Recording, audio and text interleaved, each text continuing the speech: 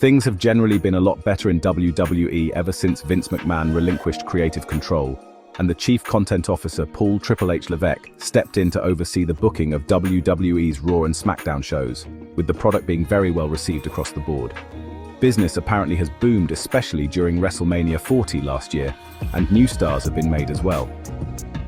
However, not everything is entirely perfect, and there are still issues which are present throughout WWE's platform weekly shows and on premium live events too.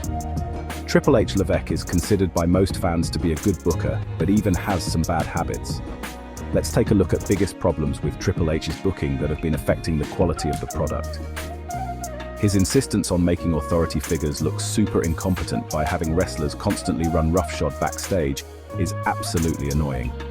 It's fine every so often, but it seems to happen every single week on Raw and SmackDown. It makes wrestlers like Tama Tonga and Tonga Loa look less special, since their whole gimmick of being unhinged and dangerous is used by tons of other wrestlers. Like when he kept the tag team titles on the Bloodline and the Judgment Day despite never scheduling title defenses for them, simply because he thinks that makes them more credible. Thankfully, he decided to change things a little bit with the new tag team champions, the Street Profits.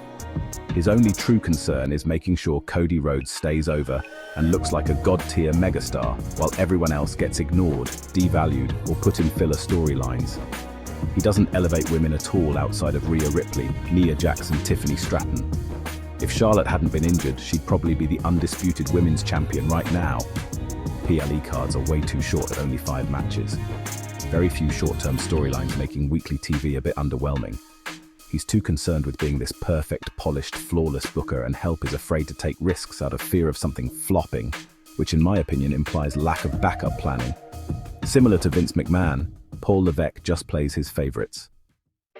WWE has seen way more long-term storylines under Triple H. Some of these storylines have been great, but there have been some misses. Some storylines have gone on for too long to the point where they are ruined. There is a line to walk when it comes to long-term storylines, and when done right, and when they have the correct conclusion, they can be fantastic. For instance, CM Punk versus Drew McIntyre was handled perfectly. However, Triple H has a tendency to run long-term angles past their expiration date. The Bloodline storyline has had many damp and boring moments due to how long it was, and the whole Judgment Day saga has become tiresome to watch. Tag team wrestling has been an afterthought at times. The Raw tag team division has been disastrous. The SmackDown division gets more time, but the storylines are bland. It feels like Triple H has just followed Vince McMahon's formula.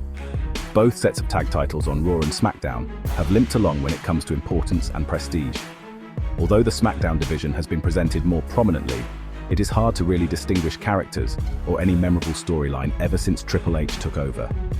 He doesn't seem to care too much about storytelling in the division, which has left it feeling unimportant, and tag teams are lacking star power or personality.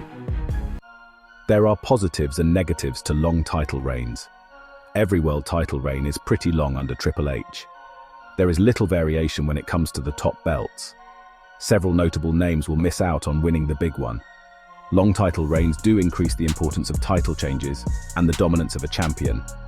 But on the other hand, it makes reigns very predictable, and it means certain wrestlers who gain momentum here and there fail to have their buzz capitalized upon.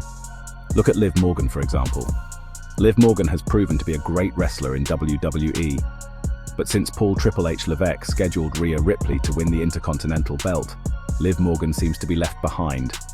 For instance, the likes of Sami Zayn and more have been red hot and been in good positions, but due to long-term title reigns taking place, they haven't managed to get their hands on world title gold. Longer reigns are good, but Triple H needs to find some balance and variation.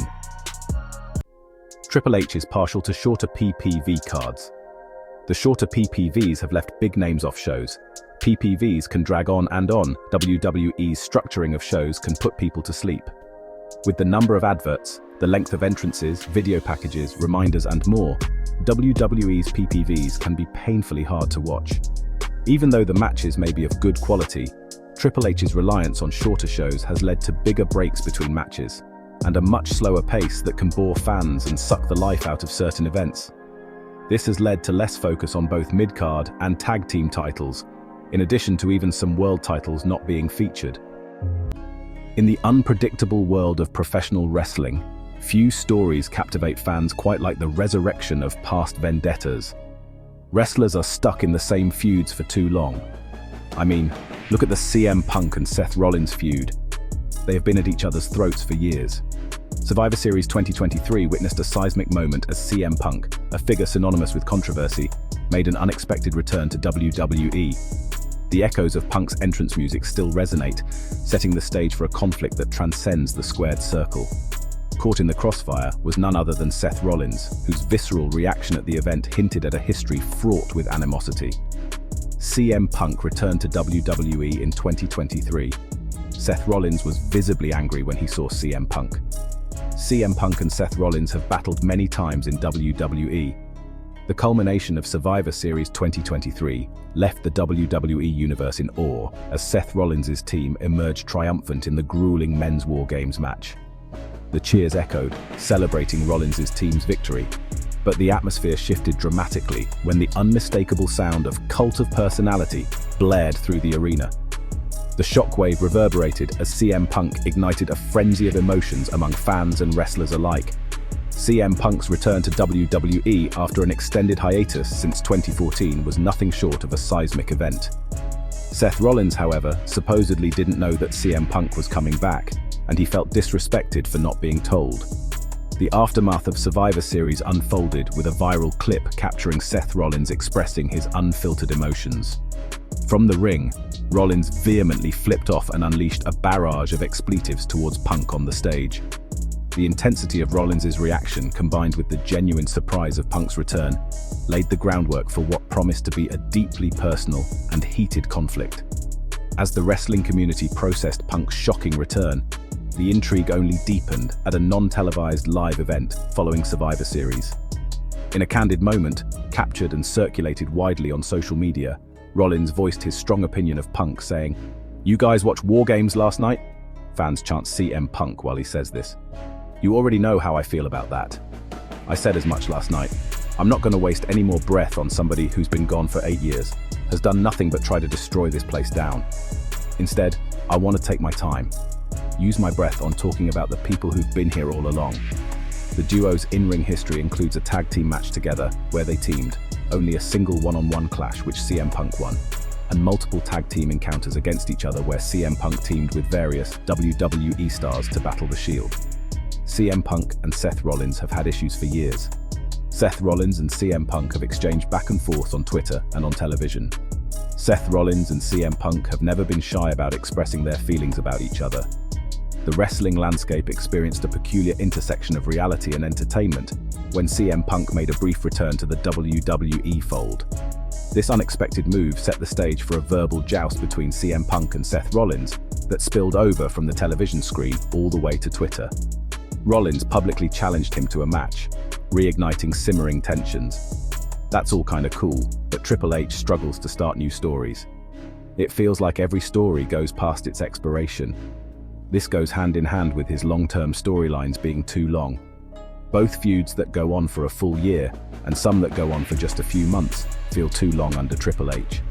You can pick many examples of shorter-term feuds just running for too long, such as LDF versus LWO, Nia Jax versus Bayley, The Pride versus Final Testament, and more. Triple H simply cannot move on from a feud and to begin new angles when they are desperately needed. Triple H is good at booking the climb. Babyface characters become more bland after winning gold for some reason. Babyface title reigns have been really underwhelming. There have been several examples of terrific babyface climbs under Triple H, and WrestleMania 40 is a great example of 3 of them. Sami Zayn, Cody Rhodes and Bayley all won gold after pursuing an underdog babyface storylines, but the other side of that mountain was underwhelming. Some fans got tired of Sami Zayn's lack of personality, Bayley's reign wasn't enjoyable in the slightest, and Cody Rhodes' run as champion, as you guys know, has been repetitive and predictable, though he is still super over. A lot of other babyface champions have suffered the same fate under Triple H. Thanks for watching our video. We all know that Cody Rhodes versus John Cena will be one of WrestleMania 41 main events. Can Cena win his 17th world title now that he's embraced the dark side? Or will Cody Rhodes be able to retain his title? Let us know your opinions and predictions in the comments section below. Don't miss WrestleMania. Saturday, April 19th, and Sunday, April 20th, streaming on Peacock in the United States and Netflix everywhere else. Thanks for watching, and I'll see you next time.